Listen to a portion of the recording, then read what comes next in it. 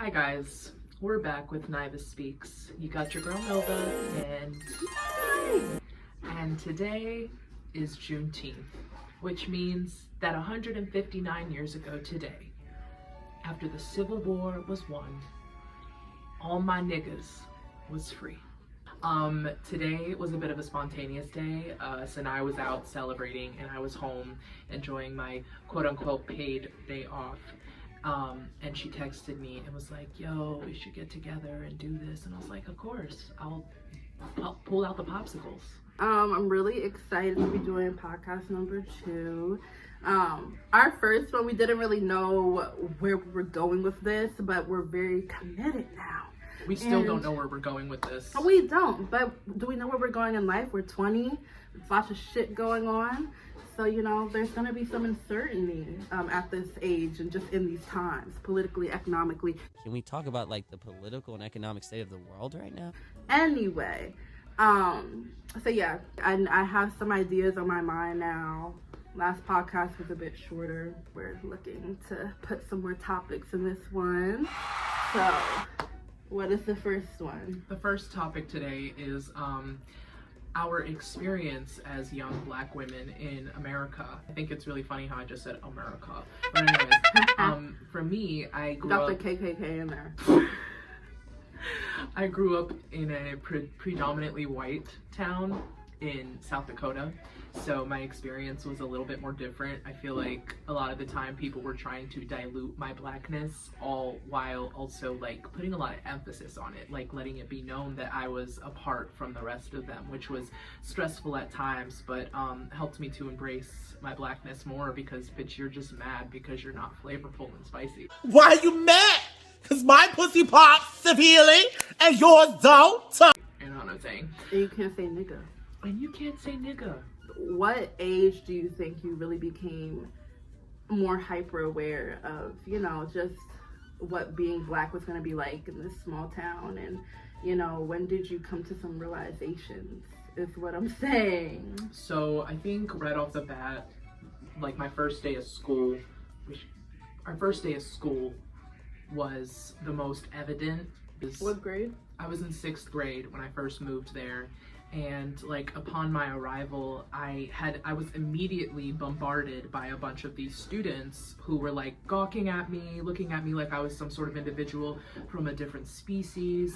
And they're looking at me and they're like comparing me to the, you know, one other Black girl in the class. Oh my God, you look so much like this one person. Oh my God, are you guys related? It was like, I didn't know what to do about it because I had never been in an environment where like the color of my skin played a role in our everyday conversations, you know. So it was an adjustment, but as I got older, especially more towards like 18 when I was getting ready to leave, that's when I really started to embrace myself as a Black person. Like I feel like I struggled a lot with my identity for a while because I didn't have people around me who were like, you know, teaching me about my history and also like putting an importance on who I am as a person. So by the time it was like, you know, time for me to go, I was ready. And I was, you know, not fully realized, but about there. The areas that I was raised in, you know, lots of cookouts during the summer, lots of just fun events that are all about being Black. And, you know, I was just around a lot of family for a lot of my life. You know, you grow up, I don't think you should have to think about race. I mean, you don't have like white people growing up thinking about how they're white, or maybe they do, which is different. But top of my priorities was Moviestarplanet. It was Pop Tropica. It was Club Penguin, which broke my fucking... Yo, Club Penguin broke my computer, and my mom was fucking pissed at me. It was hoping my mom doesn't see me fucking make my Sims woohoo. That was the top of my priorities. I remember one time I was playing. I don't even know. The computer must have been on while she was like in there and I wasn't there. But apparently like she saw something that like she shouldn't have, and it stresses me out because I also got the mods where like it like was really showing them. And I was I didn't even know they did that. Yes, it was called Wicked Whims. It's like they're full blown naked and it's like they're doing the positions and shit. Let me chill. But yeah, I don't know if that's what my mom saw, but I remember I came home. It was one of her boyfriends at the time. And she was like, yeah, your mom saw like on that game something a little inappropriate. And I was like, I was like, they just go into the covers. Like, what do you mean? Like, I was like gaslighting. And then one day, I don't know if it was like too soon after that. My time stuff is so fucking mixed up now. But I came home and she deleted the game. Like all my saves, like all my, like everything, That's like my families. It was just like completely gone. Cause you know, like when you're depressed, like you start living in that virtual world. So, or just bored with life. It was like where I would go. So that was really sad. Yeah, back to middle school. It was just, you know, before I went to a more black, like public school. So when I went to my middle school, I was definitely knew I was surrounded by white people. Like that's not, you know, you see different skin color around you every day. But I think I fully started to realize that it was harder for me to get into these groups and make friends with these white people because I felt like I had to, I don't know if you feel like this too, but it's almost like putting on a different persona to fit into their standards. Mm-hmm. And I didn't really know like how to do that, how to just switch up, you know? I was on autopilot for a lot of my middle school years just because like there were cliques. And I wanted to be part of those cliques for some odd reason. And like I was living in a trailer with my family. I didn't have an iPhone. I wasn't wearing Under Armour clothes. I didn't have Nikes and shit like that. I just had what I came from Pennsylvania with and hand-me-downs from my aunt who had passed away. So I obviously found friends outside of that who embraced me for who I was as a person. Obviously there were a couple of friends who used to, you know, put a lot of emphasis on my difference from them with their dumb, pointless jokes and comments, but that's besides the point. It was hard. It was hard growing up as a black girl in a town like that. I was recently in Altoona visiting some of my family, and there was a festival happening. And so me and my aunt decided to kick it there for a little while and do a little bit of dancing. The one lady who approached us at the festival, she was cool, like there wasn't anything wrong with her, but there's just like this dynamic between white people and black people, and you know, the feeling that they have to, you know, introduce you to their family, black friends and family members, you know. So she had like black sons, black cousins, stuff like that, and she was like, oh, look at these guys, showing us pictures and letting us listen in on the videos. It was funny because she spent a good like half hour talking to us about her family, and we're just like, that's great. And what I say is Altoona reminds me of the town I grew up in South Dakota, just because of the fact that like people will approach you because they notice that you look different. Well, you Italian, or what color are you in it? Are you some type of black or Spanish? And like make it a point to be like, oh wow, yeah, I noticed this. I'm an ally. Especially in private school, I say this all the time, but the difference from public and private is people in public, when they have a problem with you, they're full-blown just bullying you and saying shit to your face, oh, ugly, like fucking making fun of your hair, like, but they do, you know, it's just like, it's, people bully more, I'd say more heavily in public, and it's more to your face in public, but when you're in private, people are definitely, they're talking shit about you. Best believe they're talking shit about you, but they're saying it behind your back. So you have to hear from other people. It's definitely more so like rumor-y. I don't really know which one I prefer actually, but I definitely don't want to fucking be guessing what people are saying about me. I want to, you know, I kind of just fucking call me ugly, you know, like don't say it behind my back so I hear it from like a crush or something, you know? Let me know. I wasn't gossiped about because I was black, but I felt like there was some sort of preconceived judgment, you know, that I was a little bit probably more aggressive. I was harder to approach. You know, everybody says when they first meet a black woman who's a bit like doesn't talk that much, you're intimidating. I was just a little intimidated, you know, that I couldn't talk to you. I was just like, but sometimes I'll say it in like a nicer way, but it's always like intimidated as part of it. Like, yeah, I was scared to talk to you. You're so nice now.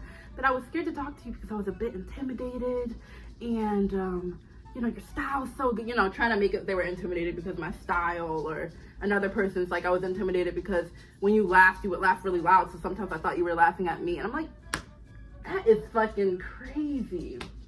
Like, you can't even be like, it's not like, you know, I see maybe if I was walking around with like a bitch face, okay, I thought you were a bit of a bitch, you know, but you can't even be fucking laughing too loud around these people. Oh, I thought you were laughing at me.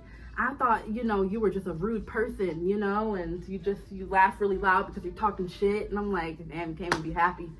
There's no way to win. You know, I also felt like I kind of got recognized more for like my talents, because everybody loves, you know, a black person who has a few skills. That's right. Under their tab. Because I'm a singer. Yeah, that was not something that I ever felt like, you know, white people were like, oh, like they like a black person who is in the arts, who can sing, and who's good at music, you know, just don't be a nigger with no talent, you know. you have to try a little bit harder than your average white person to stick out. So I feel that I definitely got a bit more attention from the fact that, you know, I had solos in the musical, in the choir, at the concerts. Like, I was definitely known for like, oh yeah, Sanai's a good singer. He didn't say I couldn't say. We don't like her, but that's one good thing about her, is that she can sing a little bit, you know?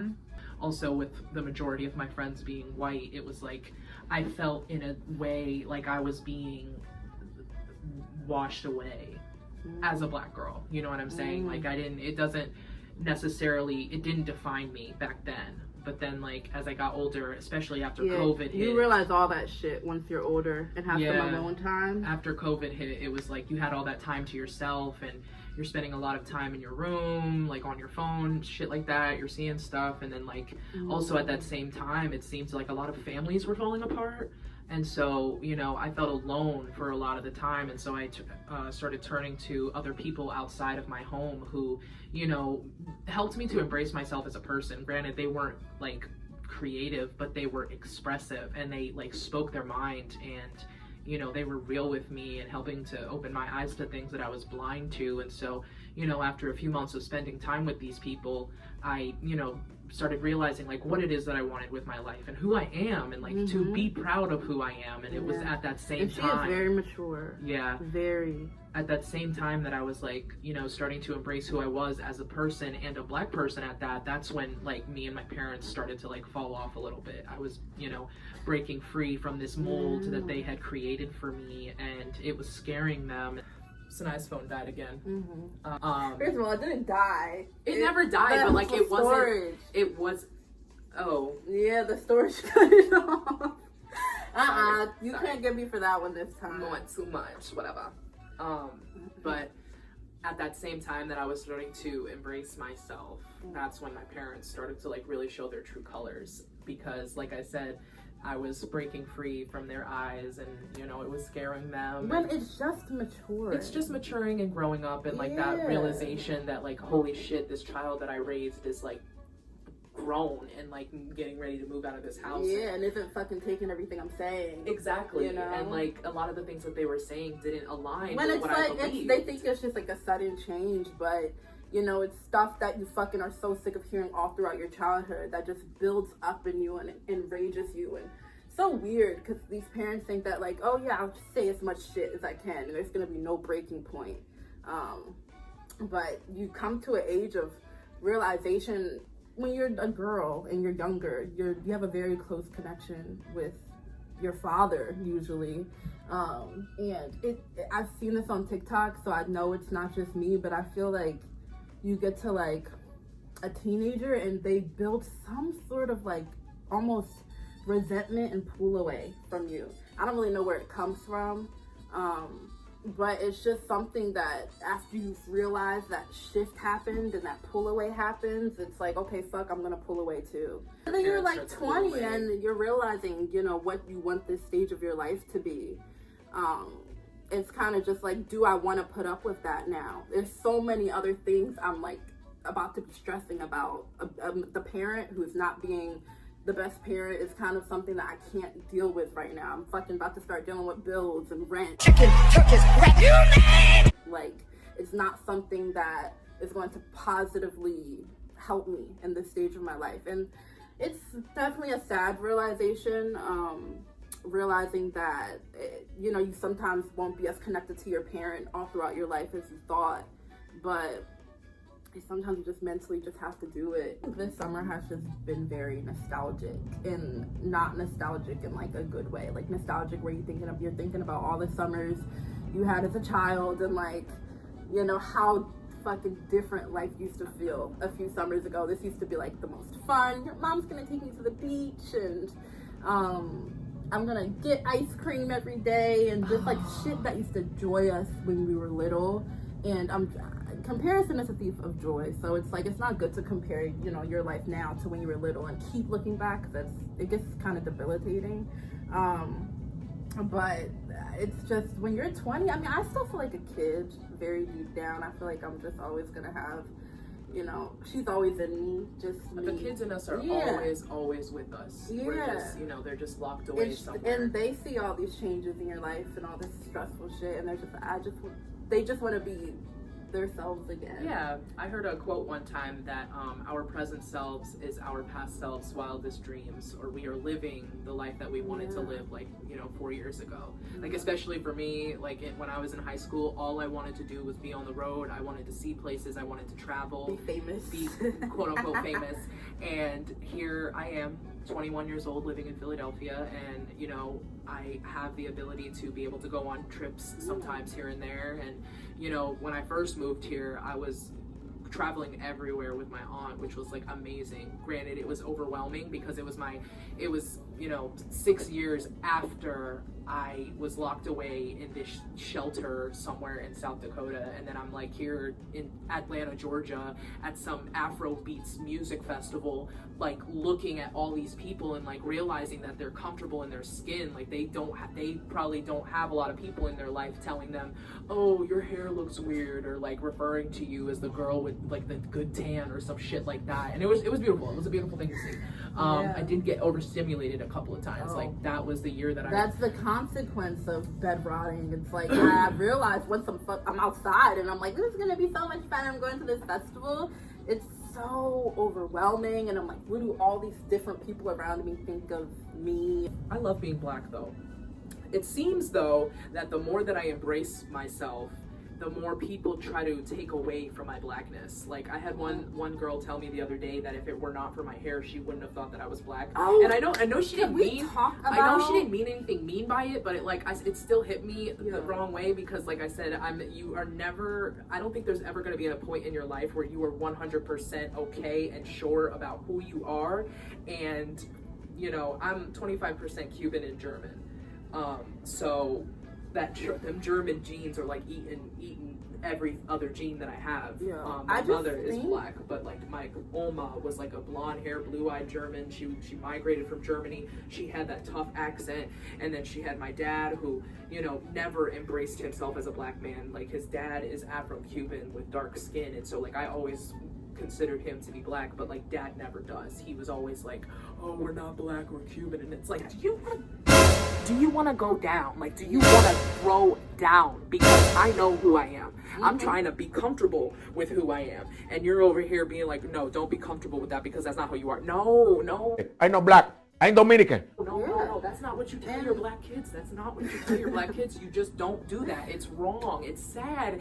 And it also erases their identity in a way. Like, also, I want to go back to something you said, because I don't know, this has been like fucking tickling my fucking irritation bug in my head. You just made that up. You just made that up.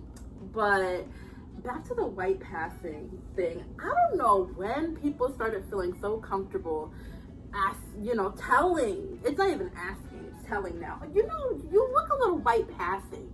Or if you wouldn't have had this hair, you would have looked white. And it's like, bruh, like, do you know how many times black women already are fucking just so hyper aware about their race? Like, why are you trying to like make people fucking confused about their own identity?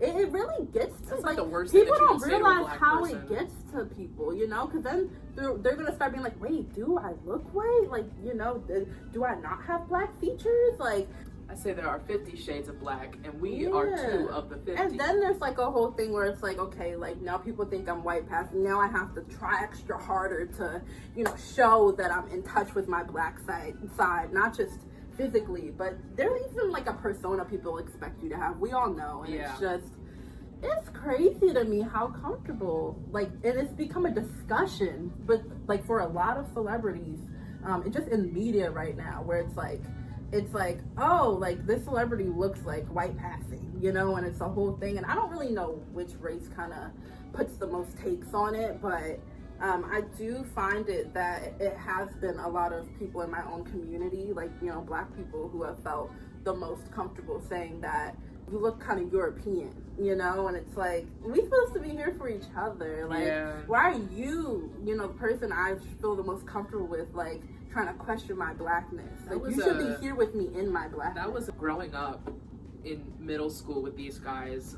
There were maybe 4 other Black girls in my class, and one of them was with the Populars, the other one was with like a other group of Populars, and then the other one, she was cool, shit like that, but like there were times when like I found that she was always making fun of me for some shit. Like it's what people mean when they say you're too Black for the white kids, too white for the Black kids.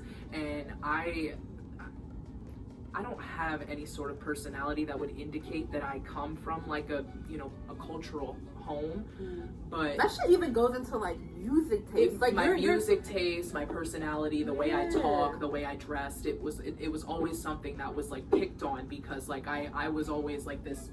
I was trying to give off hippie growing up, and like I guess people don't connect hippies with Black people a lot, but like being who I was as a person, like I was just naturally myself, they would always find things to like make fun of me about, like, oh, why are you this color and not wanting to fucking listen to Black people music? Like, what? It's so dumb. Like, it's just, but I do feel like there's a lot of you know, even white people, they're like, how are you a Black person but you're not like fully Black and like listening to fucking rap and hip-hop all the time?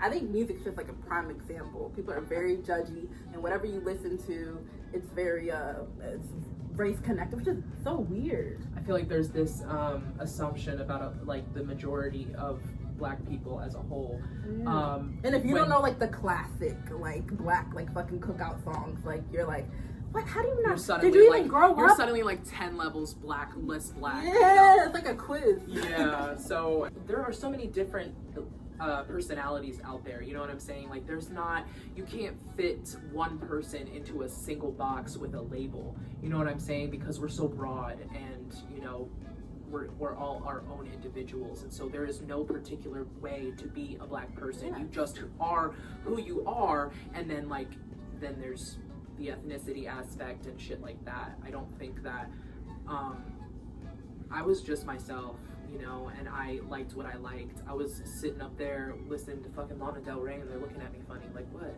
My pussy tastes like Pepsi Cola. Yo. Black people listen to Lana You Del guys Rey. need to get, if you haven't heard Lana Del Rey, like, it is definitely, I don't understand how you can listen to Taylor but not listen to Lana. Come and take a walk on the Like, I feel like Taylor's definitely the type of, especially her newer music, it's something like, she's a grower. Like, that's why I've always been like, why is she so mainstream? Because I do feel like, for like me to even like some of her, like Folklore, okay, I'm not gonna go into the albums and shit, but like, I feel like her newer music is definitely like, it has to grow in you. You have to listen to the meanings and listen to the chorus again, and you're like, okay, I kind of like this. You're talking about you Taylor? Know? Yeah, and then like Lana, she's very, I think she's kind of the same. Like, I don't think she's mainstream. You kind of have to look into her and really listen to a song maybe over and over again to fully be like, fuck, I love, like, you're looking into like the deeper meaning of these songs. So I'm a Lana girl. Yes, Okay. I am a Lana girl. But you're also a Swiftie. No, I'm really not. I mean, I like Folklore, but like, she's Is that a whole album? Yeah, it's an So album. you're a Swiftie. Yeah, but it's like, you know how many albums that bitch has? I know. She has like She has fucking over 10. never ending And you know supply. she's still on tour. Right now. Yes. She started it when we went to her tour in 2022. It's the same tour. She's been on tour for like 2 to 3 years. That's crazy. And she's still gonna be on tour in December. But she takes breaks. Or I think she obviously. finishes it. It's her entire life. Yeah. That- I heard she was like bringing up like carbon like emissions because she flies so much. flies to like fucking Pennsylvania to New York. That's crazy. Like take a limo or something. She won't. I mean, tour buses are pretty Can't be fun. too close to the ground with the regulars. They gotta be up there. I'm just so above everybody. I just think it's really weird. It's okay. It's okay. We probably shouldn't put our talking shit about Taylor Swift. I don't care. It's not gonna get that. Everybody hates on it. What? Okay, all right. I didn't grow up saying nigga. I didn't. Yeah. If anything, Oh my I was scared to say it because Yes. I thought that everybody else was gonna be like, oh, you're saying it, maybe I can say it too. It was always a very like every time I said it, it felt like I was saying a bad word. It felt like I was saying a bad word, and then around COVID when I was like fully realizing myself, that's whenever I started feeling more comfortable using the term. I didn't necessarily have to use it, but like I was using it and not feeling like I was saying a dirty word when I was saying it. I was just afraid of other people because I've had people be like, oh, this person gave me the N-word pass, and then like try and say it, and it happened every once in a while. It wasn't, my experience was not as bad as my sister's was, but there were times when like somebody would say some dumb shit and I would have to say the N-word and I would have to be Would it be like discreet or like fully in your face? Like you figure it out face, right away. In my face, and like they would use the hard R at the end. A lot of the time I did not know how to react to it because it's like I don't even be saying that. Because then if you overreact, it's like, oh, we were just playing. Yeah, and like I was in a very isolated part of the state, and so I just didn't want to be that person to like make a big deal out of it and not have friends because of it, because a lot of the time when we did get like a student of color into our school, they wouldn't stay very long, and it was because they knew how to stand up for themselves, and it was always something that happened. Like every once in a while a new kid would show up and then they would be gone. And I think you told me about this. Yeah, they just never stayed. They never stuck around for long. But and because you think I was it was there, because the black kids, right? Like they wouldn't. That's crazy. So it would be like a year, maybe. not even a year. Halfway Like it would through? go. It would maybe go like half a semester, and then they would be gone. And And is it because of it may race? not be necessarily because of the fact that people were nitpicking at them and they were standing up for themselves, but it could very much be because it was the difference between that student and them was more evident to them. And it was more overwhelming for them to have to be in that environment where people like are just saying and doing dumb shit. Like the kids in my school were so, not all of them, but like there were a select few who were just so stupid with their words and careless and didn't care like what anybody thought. And it was moments like that when like one of those students would be like, do I really gotta come here? Like, do I really gotta put up with this? And Also in the era of Snapchat, I feel like this is not even related, but it's one of those apps that I've definitely been traumatized from, because there was just so much bad energy on there at one point. Just so many, around what era gossip, was that? Middle school, like 8th grade, Like 2016 and 17. Yeah, Well, I feel like that's just where a lot of like people would like send shit that was would have hurt somebody's feelings. There was a lot of just hatred going on that app, and if a lot of people didn't like you, Snapchat was like not a good place. It wasn't. I don't know if I'm the only person I feel who like that saw it was as like toxic. that was the app where a lot of people were like seeking validation. I feel like because there was the HMUs, there and were then the private TBHs, stories where people were talking, and then the rate me shit like that, and I would always be scared or to those slide fucking up. like chains where it's like if you skip this, you're gonna die. Your mom's gonna die of cancer. Shit like that. Yeah, Snapchat was not a very good app to be on during that time, especially people if you were young. screenshotting your shit without explaining. It was just very judgy, screen recording your story. The amount of times I confessed to crushes about my feelings, and then on like that you'll app. get a snapback or like no. No, it's not even like that. It's like more of a no, and then they remove. And then would you see them in person? Yeah, I would have to go back to school with them. I think you told me about that one. How long did this crush last? It lasted from 6th grade to What? even I now. thought it was just high school. Still? Yeah, I mean he's still cute, but like when I told him that I had a crush on him, he was cool about it. But then I asked him to hang out, and he was like, and he removed me off of Snapchat. That is. And I got really upset about it. Like I wear my heart on my sleeve. I'm very expressive. I'm a Virgo. Got a lot of water in my chart. So I was feeling my feelings, and I had some friends of mine who took me out and made me watch New Girl, the first episode. I didn't really get into it, but they made me watch the first episode to make me feel better, and it did make me feel better, especially with the cookies and the ice cream they gave me. But every time I told somebody I had a crush on them, it didn't necessarily turn out too well, and it was What it was did he? funny. So he was a bit more well known. Yeah. Yeah, and he was giving like maybe like Yeah, had he a was, lot of he was one of the friends. popular kids. I don't know what the fuck I was thinking. Like, I don't know what my mindset was. I think what I was doing was mirroring You wanted to have my your Laura parents. Jean. Yeah, I had like this was he, idea. was he like a sports player? player. Yeah, I had this Oh. idea of who he was That's he a was high school supposed to dream. be. I don't blame It you. is, but like I had He like wasn't imagined him as something that he wasn't, which made it like that, which is how I became so delusional about like, oh, maybe we could be a thing, but no. It sucks, and I think just being a black girl, you know, having crushes with white boys, it Yeah. seems so out of reach. Almost like it's a fucking, like, I don't know, just ask that one question, which, like, white girls don't have to ask. Like, oh, would they like me because I'm black?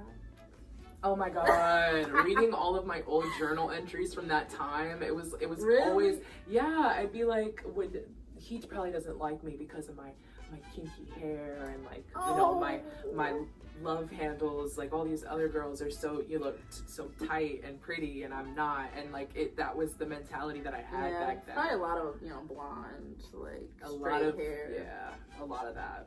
Last topic for today. Happy Juneteenth, by the way. I have to throw that out there.